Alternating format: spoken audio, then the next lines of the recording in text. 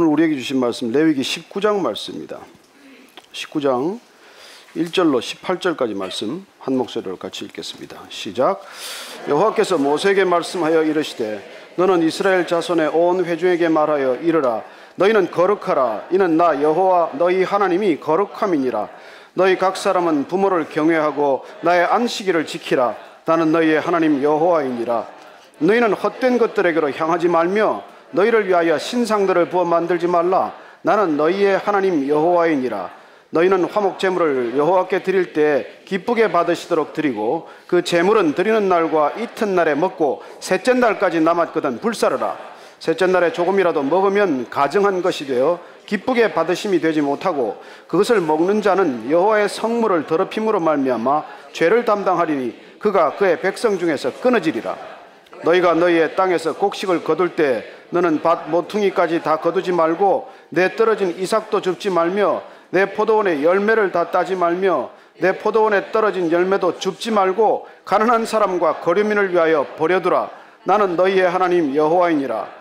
너희는 도둑질하지 말며 속이지 말며 서로 거짓말하지 말며 너희는 내 이름으로 거짓 맹세함으로 내 하나님의 이름을 욕되게 하지 말라. 나는 여호와이니라.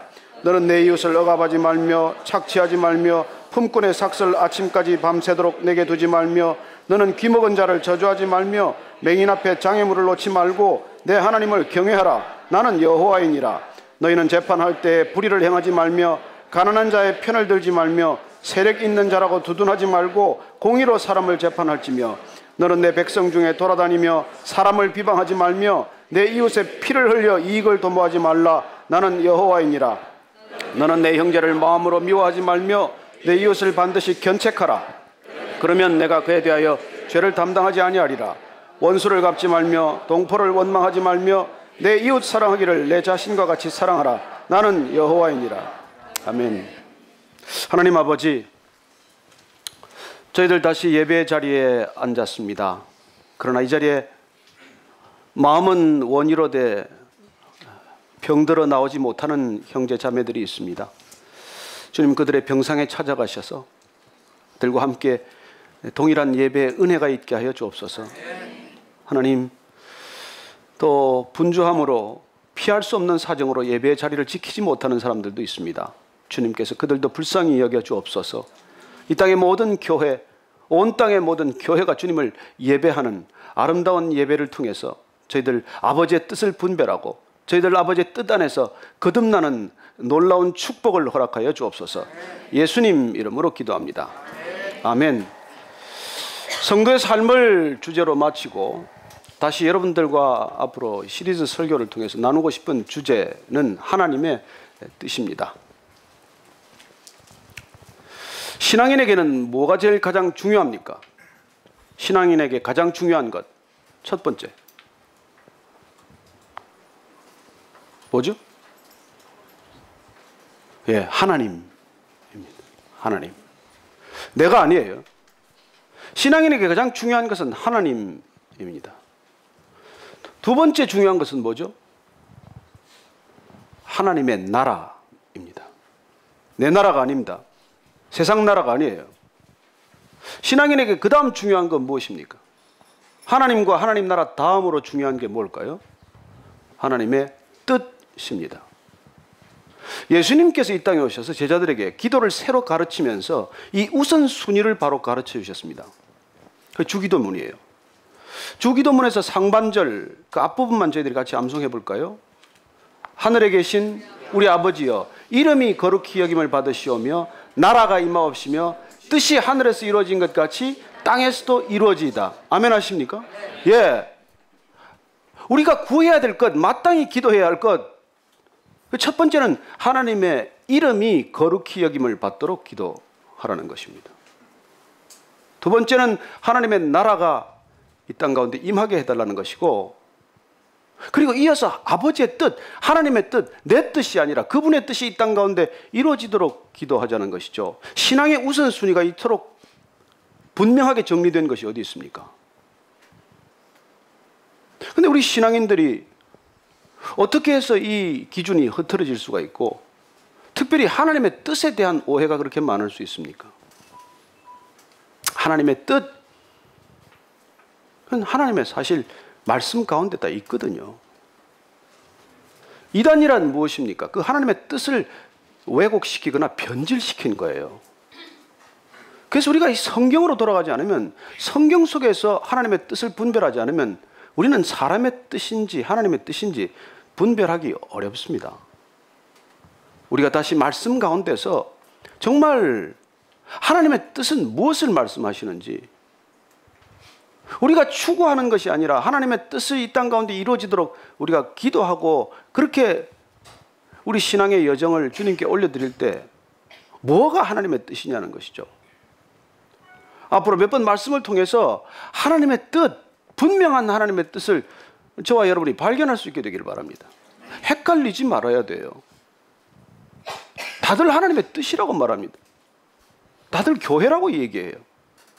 그러나 얼마나 많은 이 땅에 혼란이 있고 얼마나 많은 교회가 교회답지 않은 그런 일들을 하고 있고 얼마나 많은 성도가 하나님의 뜻이라고 하는 그 혼란스러운 기준에 실족하고 맙니까?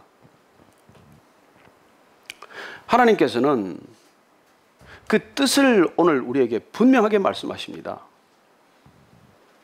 그 뜻은 거룩하라는 거예요. 하나님은 우리를 구원하러 오셨습니다. 그래서 하나님이 이 땅 가운데 단 한 가지 프로젝트를 가지고 계세요. 그 프로젝트명은, 프로젝트 이름은 구원이에요. 구원. 그러나 그 프로젝트 안에 키워드는, 구원 가운데 감춰진 키워드는 거룩이라는 거예요. 거룩.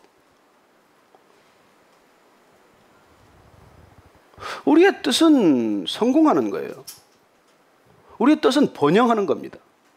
우리의 뜻은 행복한 거예요. 그러나 그건 저와 여러분의 뜻일 수는 있지만 하나님의 뜻은 아니에요. 하나님의 뜻은 거룩한 것이라는 그 한마디에 다 담겼어요. 하나님께는 거룩이 행복이고 거룩이 번영이고 거룩이 성공이에요. 그 어떤 것도 우리의 기준 가지고 하나님을 좌지우지할 수는 없는 것입니다.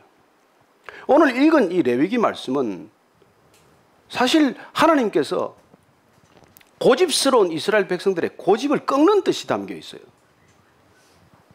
애굽 땅에서 노예로 살아가면서 아주 나쁜 버릇이 몸에 골고루 배어서 그 몸에 배인 나쁜 버릇을 뽑아내기 위해서 하나님께서 친히 말씀하신 하나님의 백성 만들기의 기준에 관한 얘기입니다.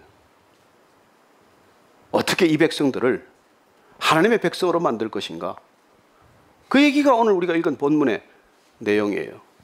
먼저 다시 한번 이 백성들이 이 말씀을 듣기 전에 애굽 땅에서 나와서 모세를 통해 시내산에서 주신 말씀을 한 번 더 확인할 필요가 있습니다. 우리 출애굽기 말씀 한번 다시 볼까요?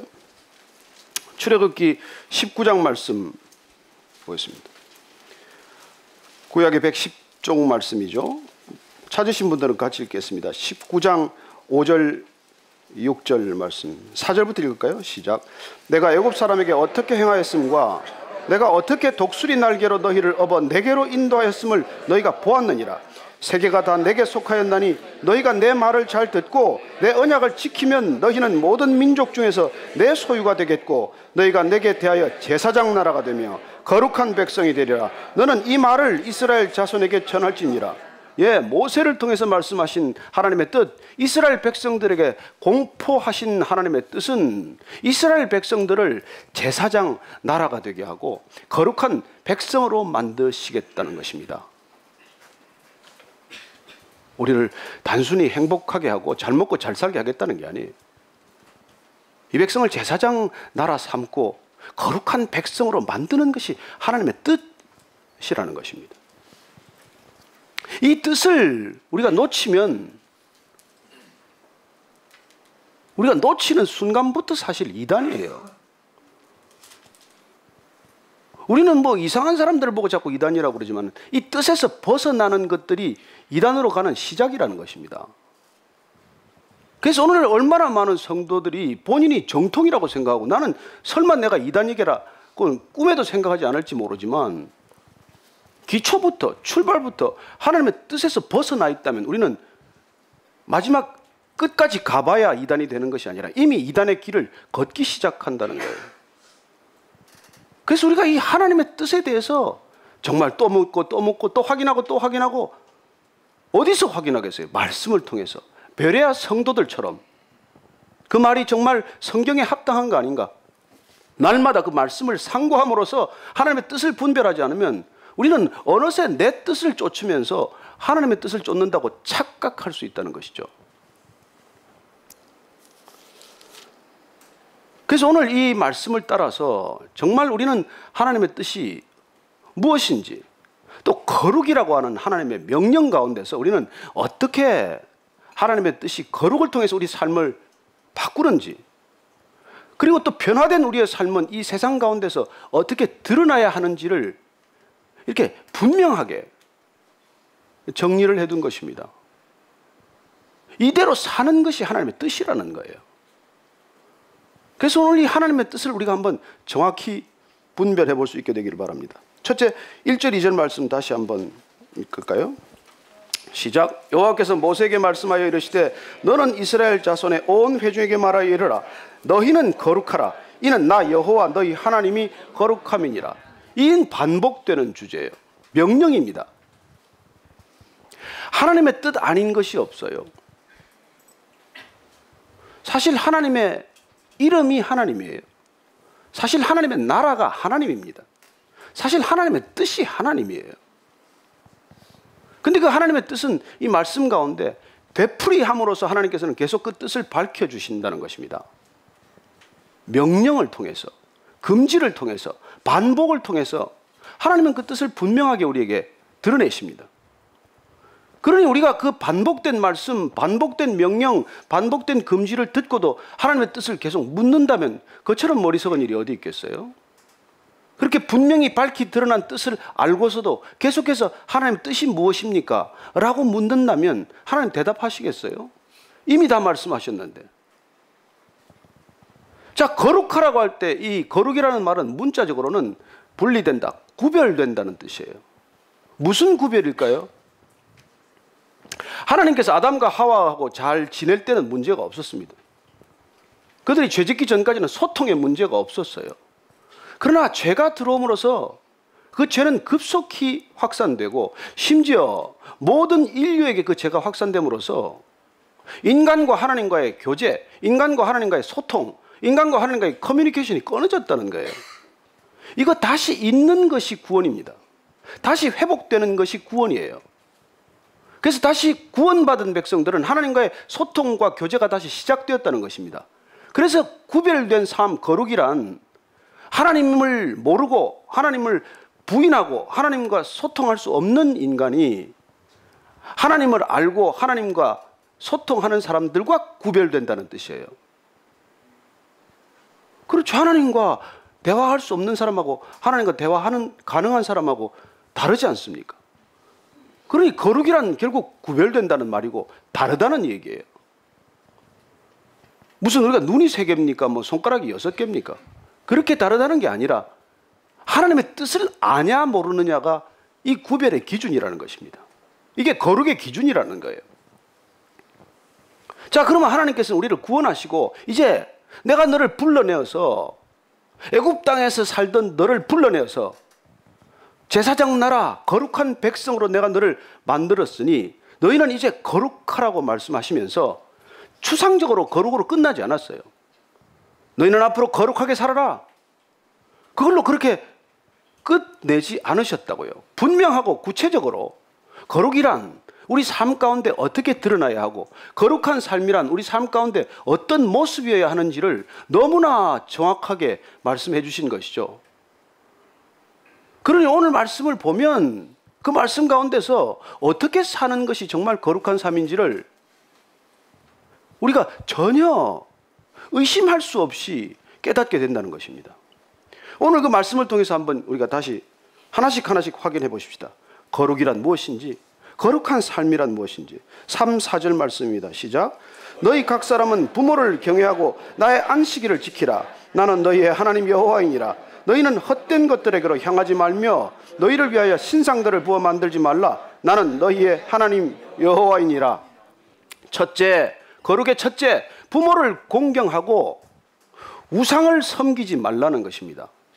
아니, 모세를 통해서 시내산에 주신 십계명은 첫째, 나 이외에 다른 신을 섬기지 말라, 이름을 망령되이 일컫지 말라, 안식일을 지키라, 이런 순서였는데 왜 뒤에 부모를 공경하라는 말이 먼저 나왔을까요? 거룩을 얘기하면서는 왜 부모를 공경하라가 먼저 나왔습니까? 그 이유는 우리가 하나님을 알아가는 것, 하나님을 닮아가는 것은 부모를 공경함으로 시작이 된다는 것입니다. 우리가 하나님의 뜻을 아는 것, 하나님의 뜻을 분별하는 것은 부모를 공경함으로 시작이 된다는 것이죠. 부모를 경외하는 마음, 부모를 사랑하는 마음, 거기서부터 우리는 신앙의 첫 출발이 이루어진다는 것입니다. 도대체 이 세상에 사람이 나서 처음 이 땅에 숨을 쉬기 시작하면서 누구를 통해서 하나님을 만나고 누구를 통해서 하나님을 알아갈 수 있겠어요? 부모 이외에, 부모 말고 그 아이들이 누구를 통해서 하나님의 손길과 사랑을 경험하겠습니까? 그래서 우리가 거룩한 삶을 산다는 것, 하나님의 뜻을 산다는 것, 그 출발점이 부모를 경외, 공경, 사랑한다는 데 있다는 것입니다. 이 부모와 자녀와의 관계 첫 출발점이 어긋나면은 그들은 헛된 것을 숭배하게 될 것이고 우상을 찾게 될 것이고 우상에 묶이고 우상에 빠지게 된다는 것입니다. 부모로부터 사랑받지 못한 아이들한테 무슨 안식과 쉼이 있겠어요? 늘 불안한 삶 가운데 뭐가 안식이 있겠습니까? 그리고 우리는 아이돌 세대라고 말하고 저를 아이돌이라고 말하지만 아이돌이란 우상이에요. 아이돌 세대란 진정한 부모 공경과 부모 사랑을 잃어버린 아이들이 부모 대신에 헛된 것을 숭배하고 헛된 것을 쫓아가는, 그래서 그 우상을 쫓는 세대를 우리는 아이돌 세대라고 말하게 된 것이죠. 출발은 어디고 책임은 어디입니까? 부모로부터 비롯된 일들입니다. 오늘날 이 시대가 이렇게 혼란스러워진 것, 가정마다, 조직마다, 공동체마다 몹쓸 병에 걸린 듯 이렇게 허물어져 가고 있는 까닭은 그 출발점이 잘못됐다는 것이죠. 오늘 거룩의 첫째는 하나님께서 말씀하십니다. 부모를 공경하고 우상을 멀리하라는 것입니다. 어쩌면 부모를 사랑할 때 우리는 우상에 빠지지 않아요. 부모의 사랑을 듬뿍 받은 아이들은 우상에 빠지지 않습니다. 거짓 사랑에 속지 않습니다. 기둥서방 만나지 않아요. 이상한 남자 만나가지고 데려오고 이상한 여자에 빠져서 허우적거리고 그런 일 없어요. 진짜 사랑을 경험한 자녀들이 왜 가짜 사랑에 목을 걸겠습니까? 우리 이 시대는 음란을 사랑으로 여기는 시대가 되었어요. 다 가짜죠. 중독에 다 물들었어요. 다 가짜지요. 진정한 부모의 자녀 사랑, 진정한 자녀의 부모 공경이 이루어진다면 그건 이미 삶의 터전, 기초가 거룩이라는 것입니다. 여기서부터 시작되어야 한다는 것이에요. 오늘날 기독교인의 가정과 비기독교인의 가정이 다투고 이혼하고 싸우고 법적 시비를 일으키는 게 동일하거나 더 많다는 게 문제예요. 그러면서 우리가 무슨 거룩을 추구할 수 있겠느냐고 하나님은 반문하시는 것입니다. 하나님 말씀하시는 거룩 첫 번째는 부모를 공경하고 우상을 배격하라는 것입니다. 너무나 밀접히 관련되어 있기 때문에 이걸 하나님께서 같이 말씀하는 것이죠. 두 번째는 무엇입니까? 거룩의 두 번째 삶. 5절부터 8절까지 읽습니다. 시작.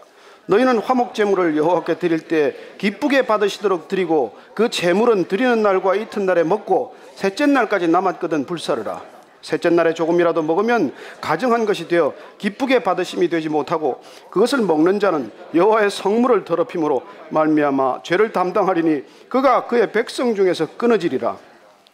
예, 거룩한 삶의 첫 번째는 부모를 공경하고 우상을 섬기지 말라는 것이지만 두 번째는 화목 공동체를 이루라는 것입니다. 오늘 화목제에 관한 얘기를 하고 제물 얘기를 하세요. 아시는 대로 이스라엘의 제사는 5가지입니다. 번제, 소제, 화목제, 속제제, 속건제가 있지만 왜 화목제물 얘기를 하실까요? 화목제물만이 제사장이 아니라 모든 성도가 함께 나누어 먹을 수 있기 때문이에요. 그 제물은 같이 먹을 수 있기 때문입니다. 화목제물로 드려지는 소 한 마리 예를 들어볼까요? 소 한 마리, 큰 소 한 마리 잡으면 한 1,500근 안팎의 고기가 나와요. 그건 첫날과 제사 드리는 첫날과 그 다음날 다 나누어 먹어야 됩니다. 사흘째 먹으면 그건 무효예요. 화목의 효력이 없다는 것입니다. 자, 소를 한 마리 잡았다고 칩시다. 1,500근이 나와서 보통 양입니까? 가족들 다 불렀어요. 가족 아무리 불러도 몇 명이나 되겠어요? 뭐 야곱이 다 불러도 한 70명밖에 안 될 터인데 우리가 불러봐야 몇 명 되겠어요? 사돈의 8천 친척까지 다 불러도 다 못 먹습니다. 좋아하는 사람, 친한 사람, 가까운 사람 불러도 다 못 먹어요. 그럼 누구를 불러야 돼요? 꼴 보기 싫은 사람 불러야 되죠. 눈도 마주치고 싶지 않았던 사람 불러야 되죠. 평소에 다시는 안 보겠다고 결심한 사람도 불러야 돼요. 그래야 그날 먹든지 그 다음 다 먹어 치울 수가 있으니까. 자, 화목제물이란 무엇입니까? 공동체성을 회복하기 위한 하나님의 선물이라는 것입니다. 우리는 그걸 하나님께 드렸다고 말하지만 하나님께서는 그걸 우리가 나누어 먹게 하고 내가 좋거나 싫거나 누구를 가리지 않고 모든 공동체가 그 정말 식탁에 참여하도록 하고 잔치에 참여하도록 함으로써 무너진 공동체, 균열이 간 공동체를 회복하고자 하는 하나님의 뜻, 그게 거룩한 삶이라는 거예요. 그래서 우리 아침 예배마다 끝나고 나면 여러분 내려가면 먹을 게 늘 풍성해요. 무슨 뭐 고구마도 삶아오고, 예? 옥수수도 삶아다 놓고 무슨 뭐 방울토마토도 있고 별게 다 있어요. 그런데 그 누군가의 화목 제물이라는 것입니다. 그걸 먹고 감사하고 하나 되라는 뜻이에요. 이 교회 공동체가. 그런데 그 뜻은 모르고 호주머니에 쑤셔가고 살그머니 세벼가고 여러분 그거는 이 제물의 뜻을 모르는 거예요. 커피를 2잔 석 잔 받아가 쏟아버리고 이거는 안 되는 것입니다. 오늘도 지금 예배 끝나고 나면 김밥이 또 기다리고 있어요. 성도들하고 화목할 줄은 모르고 그걸 2개, 3개 챙겨가지고 어디 가서 먹겠다고 그걸 같이 여기서 나누어 먹는 게 그 제물의 뜻이에요. 여러분 그건 나누어 먹고 같이 먹고 기도하고 먹고 감사하고 먹고 그리고 언젠가는 나도 남이 주는 이 화목 제물만 아니라 나도 누군가에게 화목 제물이 되고 화목 제물을 드리겠다 이 결단하는 게 이 화목 제물의 진정한 뜻이라는 것입니다. 이게 거룩한 삶이라는 거예요. 혼자서 몰래 가가지고 기도하고 혼자서 먹는 게 그게 아니고 이걸 나누어 먹고 같이 먹고 감사하며 먹고 이 온 것이 하나님으로부터 왔구나. 나는 어느 형제 누가 왔는지 모르겠지만 이게 거룩한 삶, 공동체성을 회복하는 삶, 공동체가 진정한 화평 공동체, 화목 공동체가 되는 것 이게 거룩한 삶이라는 거예요. 세 번째 보십시다. 9절 10절 말씀입니다. 시작. 너희가 너의 땅에서 곡식을 거둘 때 너는 반 모퉁이까지 다 거두지 말며 내 떨어진 이삭도 줍지 말며 내 포도원의 열매를 다 따지 말며 내 포도원에서 떨어진 열매도 줍지 말고 가난한 사람과 거류민을 위하여 버려두라. 나는 너희의 하나님 여호와이니라. 아멘. 거룩한 삶이란 무엇입니까? 부모를 공경하고 우상을 배격하는 것. 두 번째로 가정이나 교회 공동체가 하나 되는 것. 세 번째는 이 약자를 배려하는 삶이라는 것입니다. 밭을 추수할 때 깡그리 깨끗하게 추수를 하지 말라는 거예요. 내 모퉁이에 있는 건 조금 내버려 두라는 것입니다. 포도를 수확을 하는데 포도를 다 따지 말고 좀 가지에 듬성듬성 남겨두라는 거예요. 옛날 우리 선조들도 그러지 않았습니까? 감나무에 감을 다 따지 않고 그 홍시가 그 되도록 내버려 두는 것은 까마귀가 와서 먹든지 누가 이웃 사람이 지나가다가 그걸 먹든지 그렇게 먹으라는 배려. 특별히 그 이 이스라엘 땅에 고아들과 과부들 그리고 나그네들 이런 약자들을 배려하라는 거예요. 오늘날 자본주의는 이런 배려심이 없습니다. 쥐어 짤 수 있는 데까지 쥐었다고 얻을 수 있는 데까지 얻고 모을 수 있는 데까지 모으고 창고에 쌓을 수 있는 만큼 쌓았다가 내가 먹고 자식 남겨주고 그래도 남으면 누구한테 이름을 내고 도와주는 것 그 정도도 돕지 않는 사람보다 돕는 게 낫다고 말하는 세상이지만 하나님의 마음은 그게 아니라는 거예요.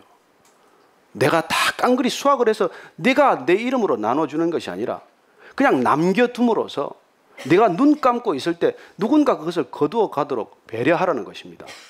여러분, 하나님은 얼마나 자상하십니까? 얼마나 그 마음이 느껴지십니까? 여러분, 도움 받는 사람들 다 마음에 컴플렉스 있지 않습니까? 수치심이 있지 않아요? 부끄러운 마음이 있거든요. 뭐 얻어먹는 게 뭐가 그렇게 좋겠어요? 그래서 얻어먹어도 사실 분노가 생겨요. 하나님은 그것까지도 다 배려하는 것이죠. 주어도 주는 줄도 모르게 주고 받아도 누구한테 받았는지 모르게 받고, 이런 하나님의 배려, 이게 거룩이라는 거예요.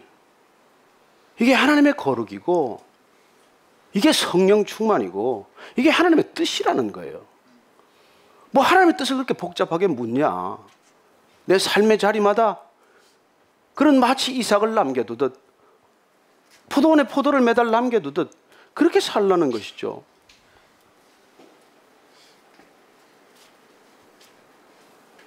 그리고 어제 우리 참 그 KBS에 저녁 7시에 그 사랑의 리퀘스트에 몽골 소아암 어린이에게 탄환 얘기가 나갔어요.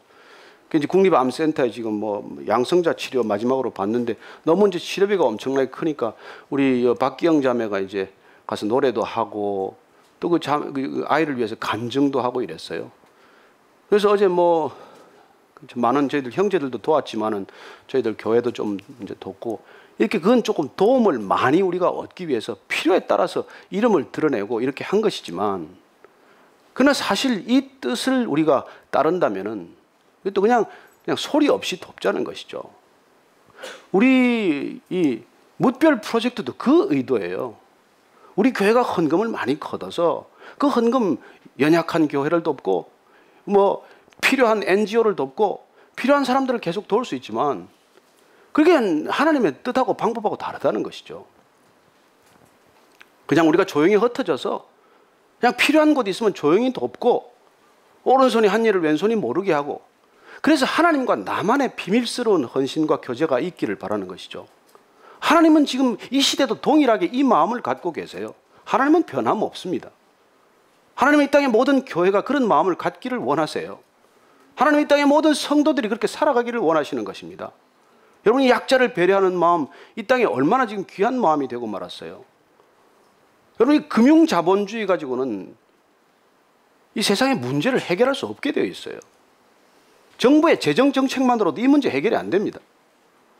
하나님께서는 이 탐욕스러운 인간을 치유하는 오직 한 가지 해독제를 주셨는데 그게 거룩이라는 거예요. 그리고 이것만이, 이 거룩만이, 이 사마리아인의 거룩만이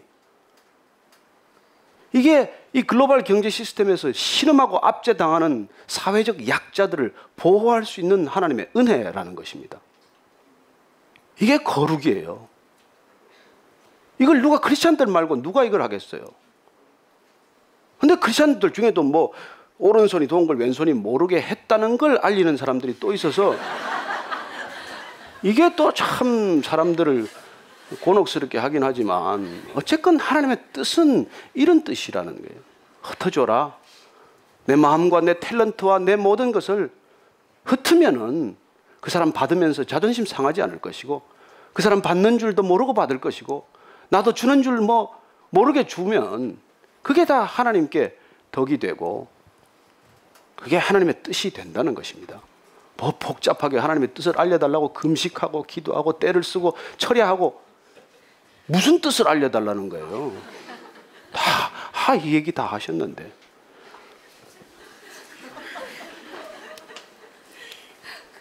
그래요. 네 번째 한번 볼까요? 11절 12절 말씀입니다. 시작. 너희는 도둑질하지 말며 속이지 말며 서로 거짓말하지 말며 너희는 내 이름으로 거짓 맹세함으로 내 하나님의 이름을 욕되게 하지 말라. 나는 여호와이니라. 거룩의 네 번째는 무엇입니까? 네 번째 거룩의 본질은 정직이라는 거예요. 거짓말하지 말고 남 속이지 않고, 예? 그리고 거짓 맹세하지 말고 하나님 이름 욕되게 하지 않는 이 정직성이야말로 거룩이래요. 예. 부모를 공경하고 우상을 숭배하지 말며, 두 번째로 화목 공동체를 이루며, 세 번째로 약자를 배려하고, 네 번째로 정직한 것, 이게 바로 하나님의 뜻이라고 말씀하십니다. 여러분, 우리가 크리스천들이 정직합니까? 우리가 하나님 안 믿는 사람보다 정직할까요? 저는 정직하다고 믿습니다. 그러나 이건 누구 선택의 문제가 아니에요. 우리가 하나님의 백성으로 부름받았다면, 하나님과 함께 동행한다면 이건 기초 중에 기초고 기본 중에 기본 아닙니까? 그래서 사실 이 정직이 오늘날 무너진 때문에 얼마나 많은 공동체들이 고통을 겪고 있습니까? 다섯 번째는 뭡니까? 13, 14절이에요. 시작. 너는 내 이웃을 억압하지 말며 착취하지 말며 품꾼의 삭슬 아침까지 밤새도록 내게 두지 말며 너는 귀먹은 자를 저주하지 말며 맹인 앞에 장애물을 놓지 말고 내 하나님을 경외하라. 나는 여호와이니라. 하나님 반복해서 말씀하십니다. 나는 하나님이다. 나는 사람이 아니다. 인간이 아니다. 나는 기준이 바뀌지 않는다. 나는 변함이 없다. 나는 어제나 오늘이나 영원하고 과거나 현재나 미래나 변함이 없다. 그 얘기를 하시는 거예요. 그래서 내 거룩의 기준도 변함이 없다. 그 다섯째 기준은 무엇입니까? 거룩의 다섯 번째 기준은 사회적 정의가 거룩이라는 거예요. 사회적 정의가, 공의가 거룩이라는 거예요. 그래서 이웃을 억압하지 말고 착취하지 말고, 사람들을 어떻게 착취해서, 여러분 우리가 이게 얼마나 지금 이 착취의 이 경제 구조입니까? 품꾼의 삭슬 아침까지 밤새도록 두지 말라. 이거 임금 체불하지 말라는 거 아니에요? 여러분 9월 초에 추석인데 혹시 여기 뭐 사장 하시는 분들 임금 체불 안 하게 되기를 바랍니다. 내 월급 못 가져가도 임금을 밤새도록 그걸 묶어두지 말라는 거예요. 그리고 귀먹은 자 저주 말고 맹인 앞에 장애물 놀지 말고, 이 뭐 장애인들 학대하지 말라는 것이죠. 귀 안 들린다고 뒤에서 욕하고, 눈 안 보인다고 앞에 돌이나 하나 놓고. 여러분, 우리는 실제적으로 이런 비슷한 일을 얼마나 합니까? 면전에서는 욕 안 하지만 뒤에 돌아서서는 얼마나 많은 사람이 욕을 하며, 있는 것 없는 것 그냥 지어내가지고 말이죠. 발 앞에다가 그냥 자갈밭을 만들어 놓고 가다가 어느 돌에 걸려 넘어지나. 이런 거를 지켜본다는 거예요. 이러니 그런 삶이 어떻게 하나님 앞에서 하나님의 뜻을 물을 수 있습니까? 사회적 정의가 이루어지는 것, 이게 거룩이래요. 물론 거룩은 이렇게 우리가 모여서 주일 예배 드리는 것도 거룩의 시작이에요. 아주 작은 시작에 불과합니다. 그러나 만약에 우리가 이렇게 주일마다 모여서 이렇게 거룩하다라고 기도하고 거룩한 찬양을 하고 거룩한 예배를 드렸지만 우리 삶의 모습 속에서 이런 흔적들이 나타나기 시작을 한다면 거룩은 어느 순간 한순간에 위선이 되고 마는 것이죠.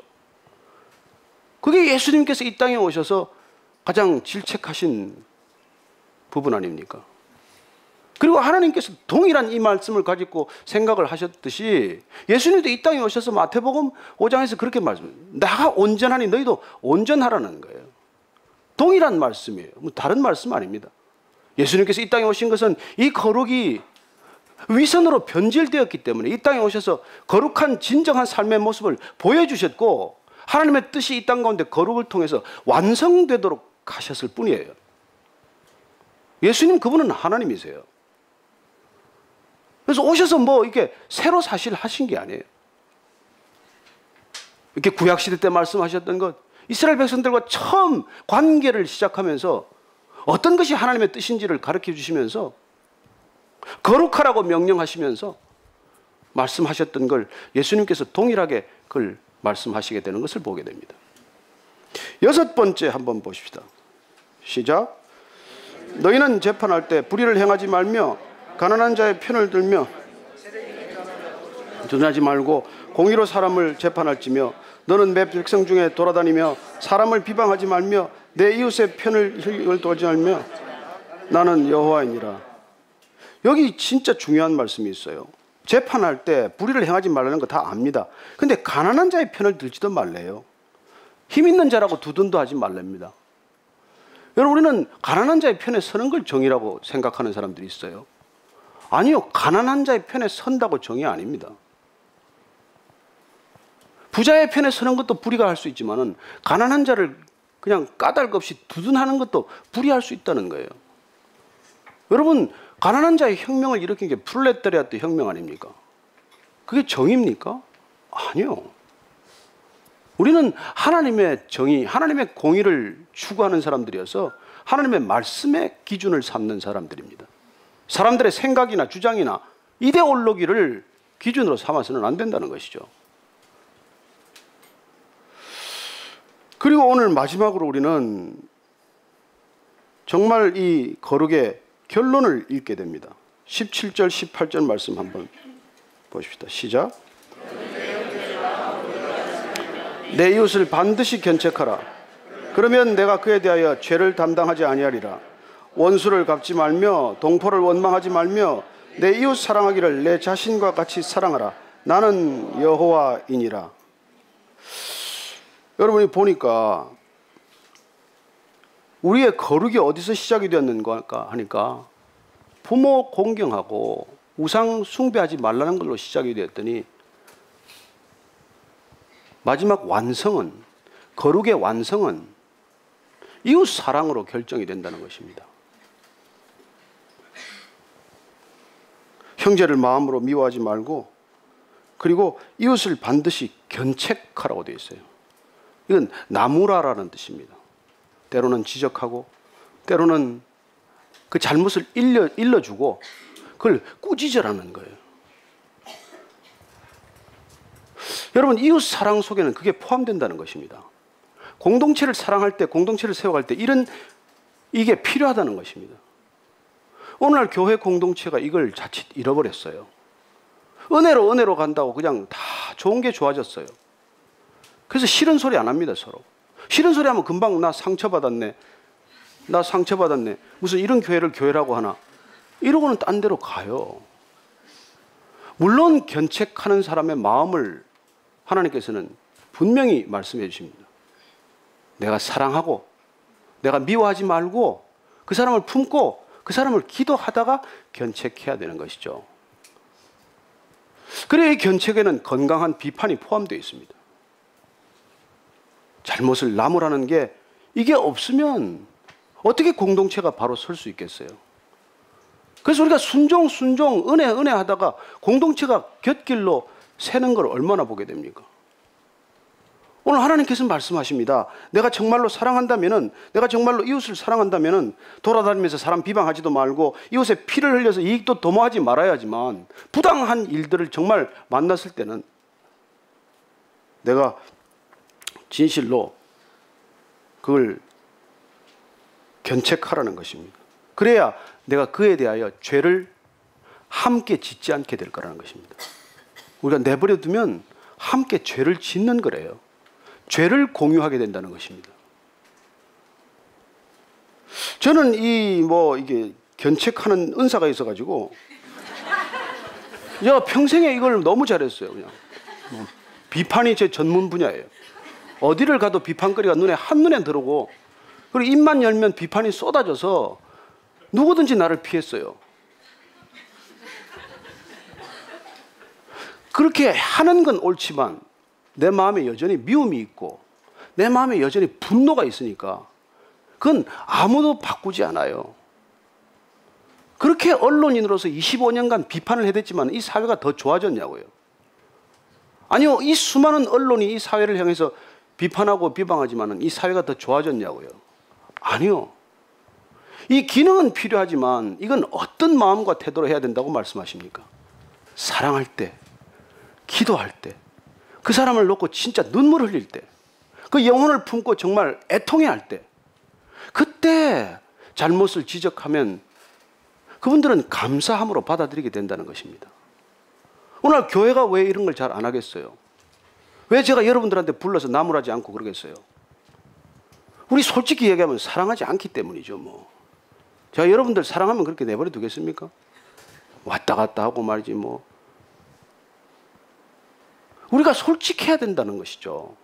정말 사랑하면 잘못을 그냥 지나치지 않습니다. 그런데 예수님께서 그렇게 견책할 수 있고 그렇게 서로 사랑하고 기도할 수 있는 관계를 12명으로 규모를 정해 주신 것입니다. 그래서 여러분들도 12명의 공동체가 필요한 거예요. 그렇게 사랑하고 매일같이 기도하고 마음을 품고 눈물 흘리면서 그 영혼을 품고 기도할 수 있는 그런 영혼들이, 여러분들이 그럴 때 다가가서 견책을 하건 지적을 하건 잘못을 나무라건 심지어 욕을 하건 언성을 높이건 그 사람들은 그걸 감사함으로 받아들일 거예요. 여러분, 이 직장에서도 이렇게 호되게 나무라는 선배를 원해요.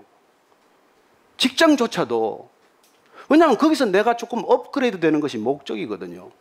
내 잘못을 지적해주고 내가 어디가 잘못됐는지를 말씀해주고, 그리고 다음 단계로 나를 업그레이드 시키고자 하는 그 열정을 가진 선배를 좋아해요. 하물며 신앙이겠습니까? 신앙의 매듭을 조르고 다음 단계로 신앙을 성숙케 하는 데는 이런 것들이 반드시 필요하다는 것이죠. 오늘날 교회가 어쩌면 사랑하지도 않고 기도하지도 않고 나무라지도 않고 그냥 내 코드에 맞으면 조금 다니다가 그냥 코드에 어긋나면 그냥 훌쩍 가버리고, 그런 공동체 아닌 공동체를 경험하고 있기 때문에 교회는 아무 능력이 없는 것이죠. 아무 변화도 일어나지 않는 것이죠. 오늘 하나님께서는 하나님의 뜻을 분명하게 밝혀주셨습니다. 분명하게 선언하셨어요. 뭐라고 선언하셨습니까? 오늘 하나님은 여러분에게 하나님의 뜻을 밝히 드러내면서 말씀하십니다. 뭐라고 말씀하세요? 거룩하라. 나 여호와가 거룩하니 너희도 거룩하라.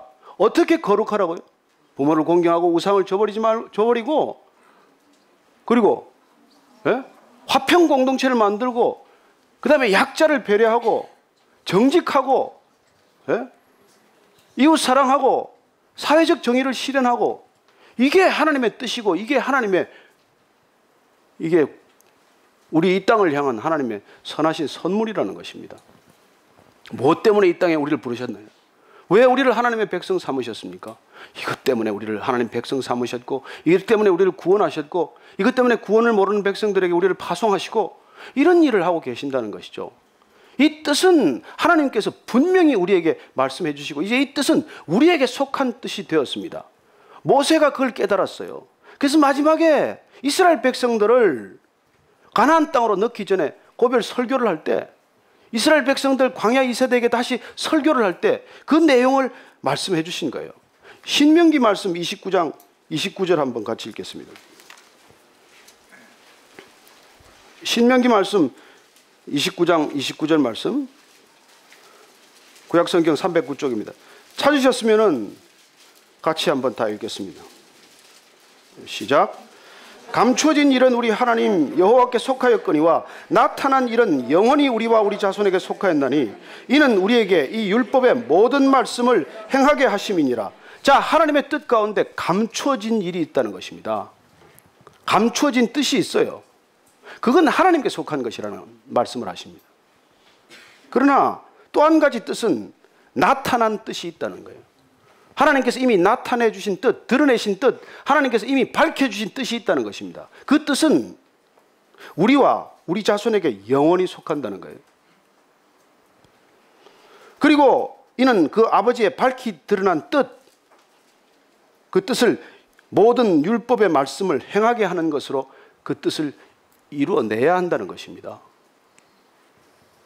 그리고 하나님께서는 하나님 나라의 비밀을 우리에게 가르쳐 주셨고, 하나님의 뜻을 말씀을 통해서 낱낱이 밝혀주셨어요. 이 하나님의 뜻을 우리가 이렇게 밝히 듣고도 이걸 행하지 않으면서 계속 하나님의 뜻이 무엇입니까? 묻는 이유가 뭐예요? 내 뜻을 고집하기 위해서 묻고 있는 것이죠.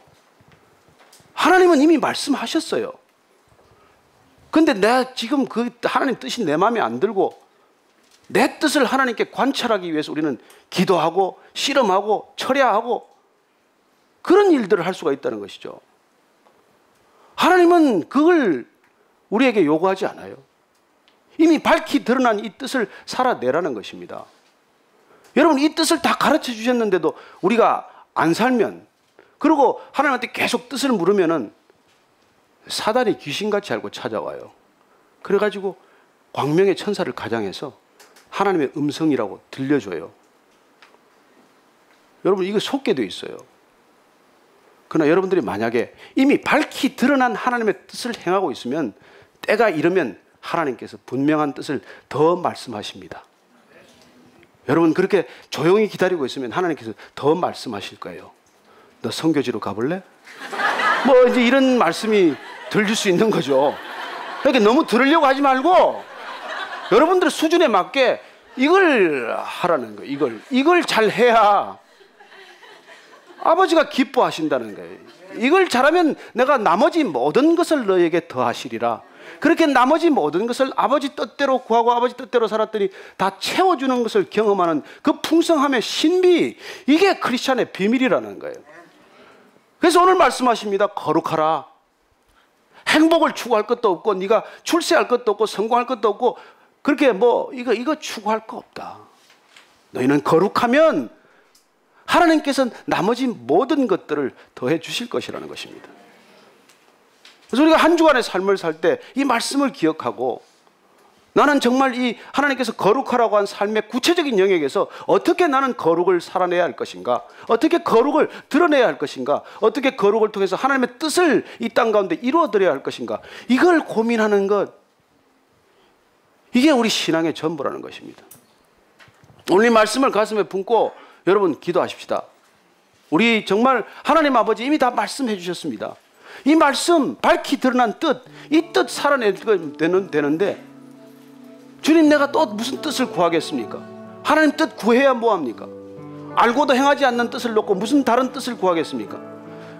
하나님 이 뜻 저의 뜻 되게 하시고 아버지의 뜻 이 땅 가운데 이루어지게 하시고 내 나라가 아니라 하나님 나라 이 땅 가운데 임하게 하시고 내가 아니라 하나님 드러나게 하여 주옵소서. 함께 기도하겠습니다. 하나님 아버지, 사랑하는 하나님 아버지, 오늘도 말씀하셨습니다. 오늘도 우리에게 거룩하라고 명령하셨습니다. 주님께서 명령하시고 주님께서 금지하시고 주님께서 되풀이해서 거듭거듭해서 말씀하시는 것, 주님의 뜻인 줄 분명히 알면서도 순종하지 못하는 저를 바라봅니다. 주님, 아버지의 뜻 안에 순종하게 하시고 아버지의 뜻 받아들이게 하시고 아버지의 뜻을 살아들이게 하시고 아버지의 뜻 가운데로 걸어가게 하시고 그리하여 제 삶 전체를 통해서 말씀이 이루어지는 것 보게 하여 주옵소서. 하나님이 이미 밝히 말씀하셨습니다. 하나님이 이미 밝히 주님께서 말씀하셨습니다. 이 말씀대로 살 때 내 인생 가운데 놀랍게도 하나님의 나라가 임할 것이라고 말씀해 주셨는데 하나님 그렇게 살아가는 우리 모두 되게 하여 주옵소서. 살아계신 하나님 아버지, 오늘 밝히 말씀하셨습니다. 이미 밝히 드러낸 말씀 저희들 삶 가운데 구체적으로 하나님의 뜻으로 드러나게 하시고 우리의 날마다의 일상을 통해 하나님 뜻 이 땅 가운데 이루어지게 하여 주옵소서. 예수님 이름으로 기도합니다. 아멘.